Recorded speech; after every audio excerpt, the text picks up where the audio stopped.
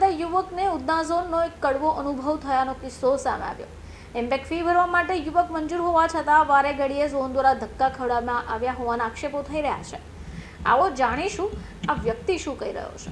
જી, તમારું નામ? હા, મારું નામ નરેશ કુમાર ખાનાભાઈ ચૌહાણ, પ્લોટ નંબર 16, રામનગર 1। હવે મારે છે ને આ મકાનનું ઇન્ફેક્ટ ફી ભરવાની હતી, એટલે મેં ઓનલાઈન અરજી કરેલી હતી અને એ અરજી મેં આપણે 21/12/2023 કરેલી હતી અરજી। અને એના માટે મને પછી એમણે બોલાવ્યો લેટર લખીને કે તમે અહીંયા અમારે ત્યાં આવી જાઓ એમ। અને હું ત્યાં મળવા ગયો તો પછી મેં એમને જે ડોક્યુમેન્ટ માંગ્યા એ બધા મારા ડોક્યુમેન્ટ જમા કરી દીધા। પણ ત્યાર પછી મને એ લોકો અહીંયા આવીને જોયા પછી હવે એમ કહે છે કે તમારા મકાનમાં દસ્તાવેજમાં પૂરેપૂરું લખાણ નથી, એટલે તમને આ બાજુની જગ્યાનું ઇન્ફેક્ટ બી ભરાશે નહીં। એમાં હું ડાયરેક્ટ ઉપર એક ચૌધરી સાહેબ છે શહેરી વિકાસમાં, એમને મળ્યો। ત્યાર પછી નીચે એક ચૌધરી સાહેબ ડેપ્યુટી એન્જિનિયરને મળ્યો।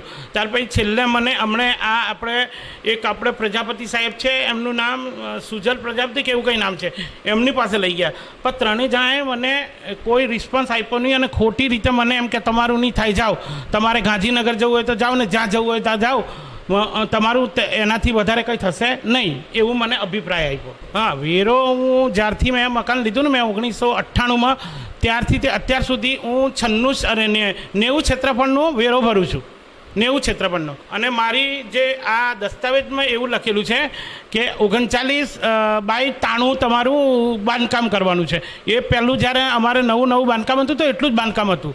પણ પછી મેં હમણે 2016માં મારા મોટા છોકરાનું લગ્ન થયું, એટલે પછી મેં ઉપર આ 3 રૂમ બનાવ્યા અને આ એક માતાજીનું મંદિર બનાવ્યું અને આ નીચેનું પાર્કિંગની બધી ખુલ્લી જગ્યા રાખી છે। મેં બધી નીચેની ખુલ્લી જગ્યા રાખી છે, આ પણ ઉપર આ બધી ખુલ્લી જગ્યા છે।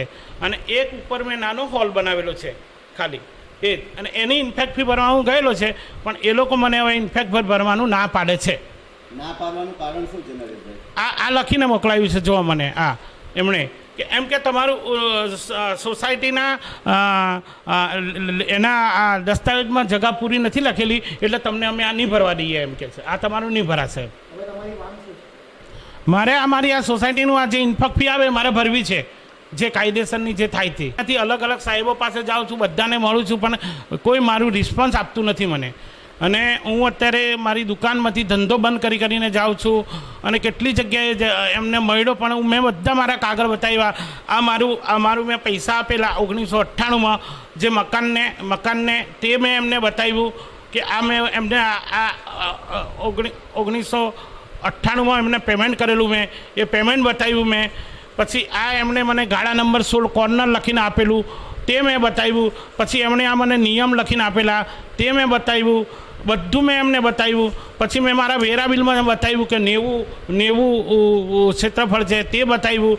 પછી મેં એમને દસ્તાવેજની અંદર બતાવ્યું કે ભાઈ દસ્તાવેજના માલિક એવું લખે છે કે અંદર બહાર આગળ ને પાછળ ને માર્જિન એ બધું જ એની અંદર છે અમારા એની અંદર, તો પણ એ મને ના જ પાડે છે કે તમારું નહીં ભરાશે એમ।